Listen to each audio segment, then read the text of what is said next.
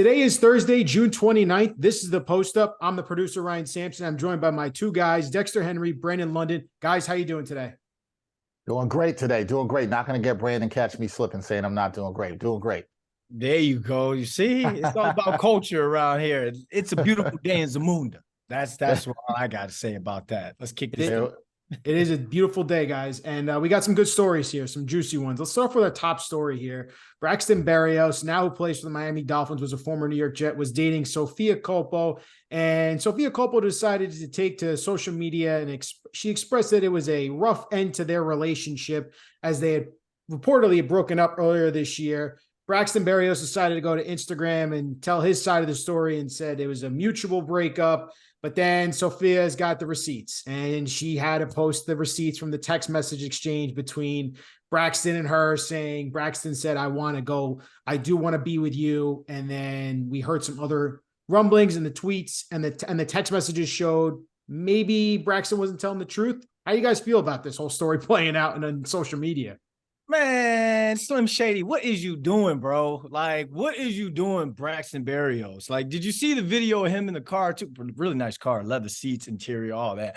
But you see this man in the video, like, I was in a perfect relationship and then things didn't happen. Why are you doing that? You're the football player. You're the star. Like, why do you need to feel the need to get into the comments and go on Instagram and go back and forth? Let her do that. That's her world. You don't want to get drugged into that world. You got a lot on your plate right now trying to make the team down in Miami with Waddle and the Cheetah down there. But at the end of the day, I kind of get it because it comes down to sports and entertainment, and that only helps his brand in that sense. You don't know how far he's going to go in terms of football, how big he can get, but dating a Kardashian or a Culpo, that really helps your credibility outside of sports. And it brings you and taps you into a new audience. So I get what he's doing, but at the same time, Dex, I'm like, what? She talking about something. They broke up after the Drake concert. I know, because grown people don't go and post text messages unless they in their feelings like Drake. Yeah, well, yeah, there's way too many people in their feelings here right now, right? And I'm with Brandon on this. Braxton Berrios, you don't need to do this. And the thing is, before you went and made this Instagram video, you had to know that she had the receipts. So don't do this. You don't force her hand to do that. She said that, ignore it. That's her own energy, what she has to deal with. And whatever, she's in her feelings. My whole thing is like, nobody needs to air this stuff publicly. This is your personal business. This is what's going on between y'all. Keep it that way. Breakups happen. Sometimes things don't work out. We all know this as adults. We can keep it moving. But I agree with Brandon. As the NFL player, you got to take the higher road here and just be like, yeah, I'm on to the next one. But do you guys have an issue with the fact that Culpo alleged that Berrios broke up with her after the Drake concert that you alluded to, Brandon, on Super Bowl weekend, where he was, quote unquote, seen making out with another girl? I mean, she's supposed to do that. Like my mom used to say when I was a kid, hell hath no fury worse than a woman scorned. You burned her. You made her look stupid. And on top of that, she's a public icon. Like, she's probably the bigger name out of the two of them. I'm just saying that he's a bigger name because he plays professional football. I think that's bigger than making it on social media. But if you burn someone like that, and then now you got people adding her all up in her DMs, is that your man? Look at your man making her look stupid. Of course she's going to come lay the thunder. And then you're going to come back with the whole Backstreet Boys. It was a perfect relationship video. No, she coming back like Taylor Swift. Look what you made me do, or whatever. You know what I'm saying? Like, I don't think that's Taylor Swift, but it's something poppy. It's something poppy, Dexter. But he's gonna lose this one. He's gonna lose this one. He has nothing to gain by saying anything here. Zero. That's my thing. Which is why I don't know why he went on Instagram to go post that story. It didn't make sense. That's what I'm saying, Ryan. There's literally nothing to gain from doing that. Just be quiet. The news cycle will be on to the next thing, as we do on this show, and it'll pass on. That's it. It will pass on, just like we're passing on to our next topic here. Taurean Prince for the Minnesota Timberwolves, no more. He found out on social media via Woj saying that the Minnesota Timberwolves are not going to pick up his player option. And Taurean Prince came out and quote tweeted Woj's tweet and goes, sheesh, thanks for the heads up, Woj. Guys, do we have an issue here? The fact that these leaks of these player contracts and deals and releases they're happening in real time on social media before the team can even alert the player what the heck is going on. Yeah, there's a problem. I'm gonna say there's a problem with that. And this is somebody who is going to be glued to his phone on Friday as a big NBA fan with all the free agency news.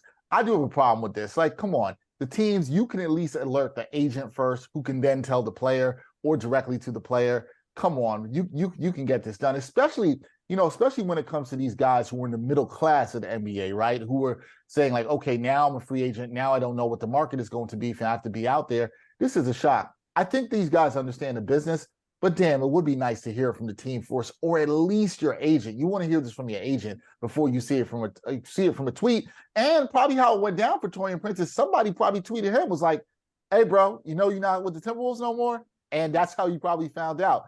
I could understand why he might feel some kind of way there. I think he'll be fine, but I understand why he might feel some kind of way.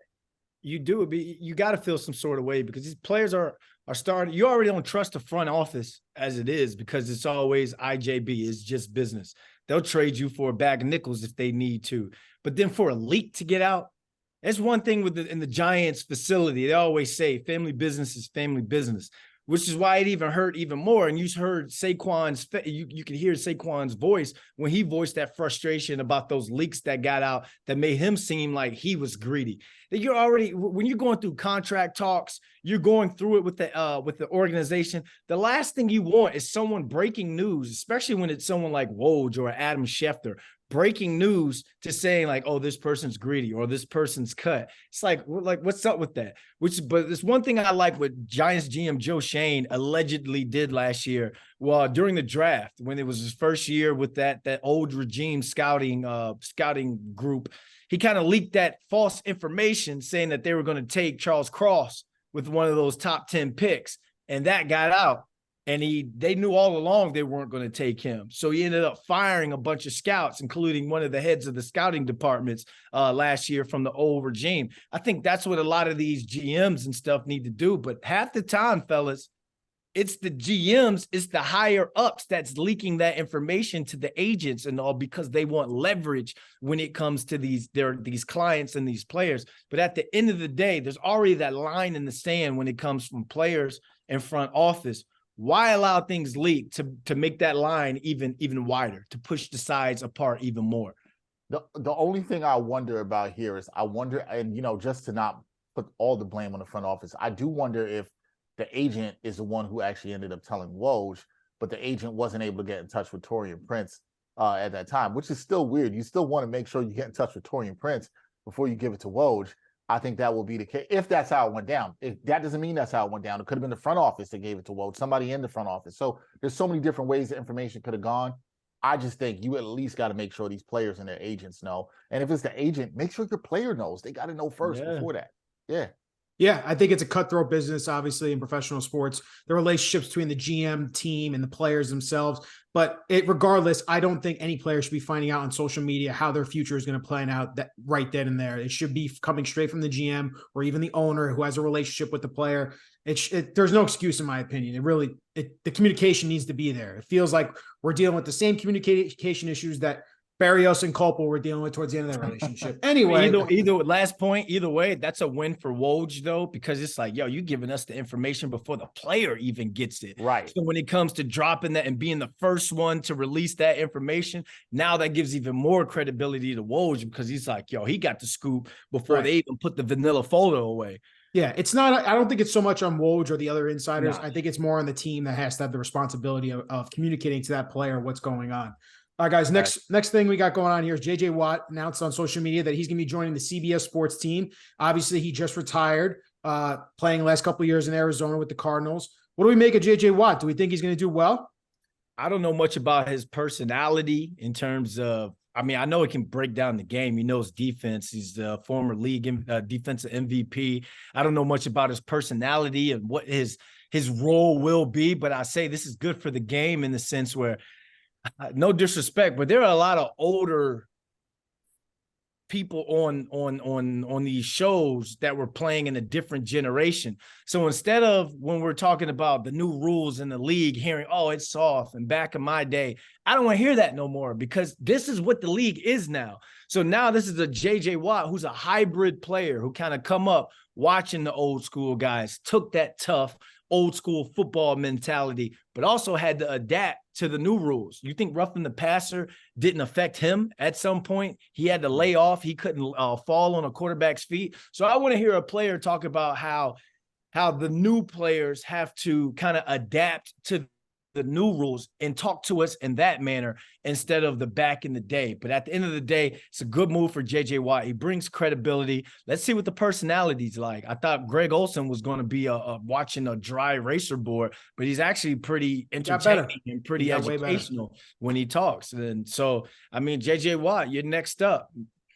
Yeah, I think when it comes to these hires, right, like I think sometimes we want people, especially in the analyst or the color commentary roles, we want to see them have some personality. And I think that's right. And you never know how that's going to go. There could be guys with great personalities who then can't execute or they can't deliver their points efficiently. And it can go either way. I do think we have to give guys time to grow into these roles and see how they fit, because it's not just about their personality. It's about the people they're working with, the team. I do think Brandon makes an excellent point that we are now in this period where I wonder if we're starting to see more players that are connected to the modern game of football that we're seeing. I think the NBA has done a good job now with like slowly inserting in the off season or players who are not in the playoffs that are coming on to NBA on TNT and joining that. And I love that because they just played in the game. And I think that's a great perspective to have. And I think when you're further removed from the game, I'm not saying you don't know the game of football. I don't want to say that to anybody like that. But I do think Brandon makes a fantastic point in that every sport, basketball, football, baseball, there's evolutions in the sport. And people that are closer to the more recent time of playing, their opinions need to be heard too. They need to be part of the teams too. So I hope this is part of a sort of change that we see where we get some guys who are a little bit closer to the modern game. And let's see how JJ Watt does. I mean, I think he's somebody that obviously knows defense. Brandon makes a great point about how he's had to deal with a lot of the rule changes and the changes in physicality. So let's see what he can say and what he can bring to the CBS Sports team. I'm sure if he puts the work in, he can get it done. There's no doubt about that. Listen, JJ Watt, 5-time All-Pro, 3-time Defensive Player of the Year, future Hall of Famer. Guy had a really great career, even in a short amount of time, dealt with his fair share of injuries, but he was always on the field. He's always productive. And like you said, he has that recency of going up against some of the game's best and those quarterbacks. And he knows how, like you said, I think the biggest thing when it comes to defense and pass rushers, we always have those arguments on social media. That wasn't roughing the passer. How can you call that? What's holding on an offensive lineman to a defense? He's going to provide plenty of insight, and he's got a great personality. I love watching him on Hard Knocks, both times when he was with the Cardinals a year ago and with the Texans a couple years before that. But yeah, I'm looking forward to seeing how he does. Being injured could help him in this role because just think of those years he was out. He was still active with the team. You're teaching the young guys what to do. Now that's the same thing you're doing as an analyst. I'm breaking down the game so you can understand it. Now he just has to break it down more because you're talking to people at home instead of another NFL athlete. But this could be, and they got Matt Ryan as well on CBS. So they got a strong little lineup going on. They certainly do. But you know who else has a certainly strong lineup? The Phoenix Suns. Let's talk about them, right? Because now all of a sudden we get reports from Chris Haynes saying that Kyrie Irving, who is due to become an unrestricted free agent tomorrow, is going to be meeting with the Suns.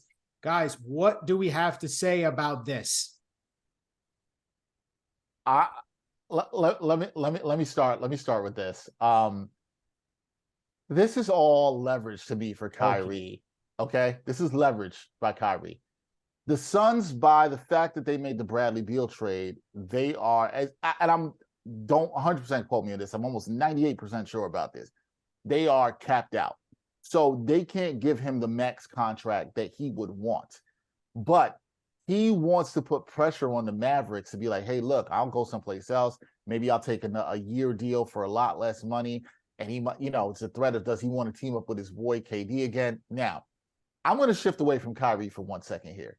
If you are Kevin Durant, we spoke about Kevin Durant yesterday, why do you want to do this again? Why do you want to do this again?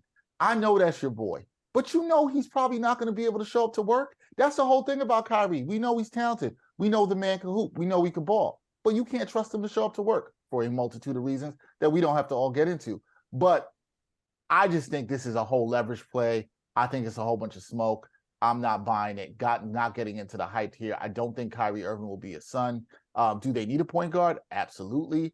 But I don't think it'll happen because I think Kyrie wants to secure himself a long-term contract. And so I think it's most likely he goes back to the Mavericks. You'll hear the Rockets mentioned as well, too.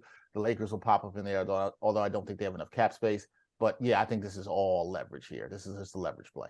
I mean, if I'm KD, I wouldn't look at it like that, because if you can't compare organizations when it comes to the Phoenix Suns to the dumpster fire of the Brooklyn Nets. I mean, when you talk about ownership, just Joe Tsai is great what he does.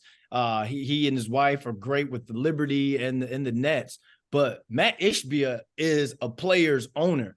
That's the dude who was all over Joker. You know what I'm saying? Who got a T in a Western Conference Finals game. So that's a player's owner. My only thing is I want David. Well, it was David Stern that did it. Adam Silver, you got to block this trade like they did CP3 to the Lakers. Like, I'm tired of seeing this is a super team of this, the Avengers coming together to try and play. This the Monstars coming together trying to play in the NBA. That's just ridiculous. Like, you guys need all that just to beat the Warriors, just to beat Joker, just to beat Jimmy Butler. Come on now. We talked about the asterisks by KD's name. Just imagine if he wins another championship with this lineup. Come on. I see. The thing is, I don't buy into the Suns early on until they add some depth to that team. They're very top heavy. I'm not high on that team at all. So let's see more of what they do. Dex, I think my question just to both of you real quick is Kyrie actually worth a max contract at this point? No. If you, like, in a perfect world, if we were talking about just talent, but that's not how business works. That's not how business works. And that's not how any job the situation works with Kyrie either. Right. It's not how any job works, right? It's not just about how talented you are. You also have to be reliable. We all have to show up to work. We all have to put in the work. We all have to do our jobs, right? People have to know that they can count on us. And I think he can get max dollars in a short-term contract. The only team that I think is going to be willing to maybe give him the years is the Mavericks, and I'm not even sure they would. It wouldn't shock me if Kyrie gets the most amount of money he can get in a 2-year deal, maybe with a team option for the third. I don't think anybody's giving him the max 4, or Dallas case, they give him 5 years. I think that's the thing we're talking about, Ryan. Nobody's willing to trust investing that much for that long. That's the thing, I think, right there. Yeah, I totally agree. And guys, we just got news, and this is going to be our last topic here. James Harden is choosing to opt into his $35.6 million player option. And now what's going to happen with the 76ers here? We see Woj saying that they're going to work on a trade for him. Yep. Dex, what do you think the situation is with James Harden? It seemed like that really wasn't going to play out now that they let go of Doc Rivers, and there was butting heads there, but now he's opting into his contract. Can you just tell us what's going on here? Yeah, so I'm trying to confirm, because I thought I'd seen something from Shams that said that they were working on some trade scenarios. So from what I take from all this is it looks like a wrap for James Harden in Philly right now. And it makes me think that all the Houston rumors were really true, and he might try to get his way to Houston. He wants to help Philadelphia get something back because Daryl Morey was his former GM in Houston and all this other stuff. My thing with James Harden, and I don't want to question anything at all, because I hate doing this with players.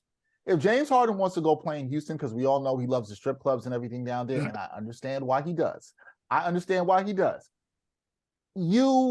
It doesn't seem to me, I thought he'd be more serious about winning. And not saying that he isn't serious about winning, but he's with Embiid, another all-star in Philadelphia. He thought he'd have a good chance to win there. He thought Doc Rivers was the problem. My question here is, where does this leave Philadelphia?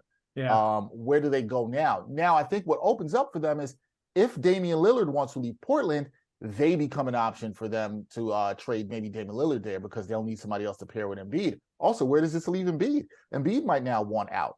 This is not a good situation for Philadelphia. It's going to be very interesting. This was shocking news to me. I saw it. I put in the chat. I'm stunned by this.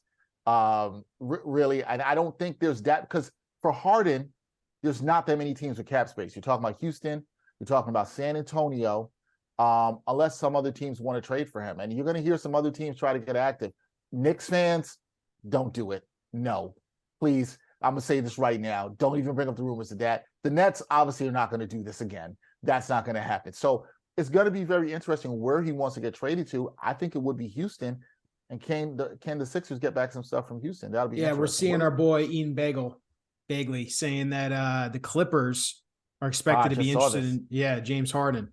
And Knicks. Right. And Knicks. It says the Oh Clippers. man, Woj Woj- just dropped that. Oh boy, Woj here just we go. dropped it. The Clippers and Knicks are expected to be among the teams that'll engage with Sixers on the potential James Harden trade.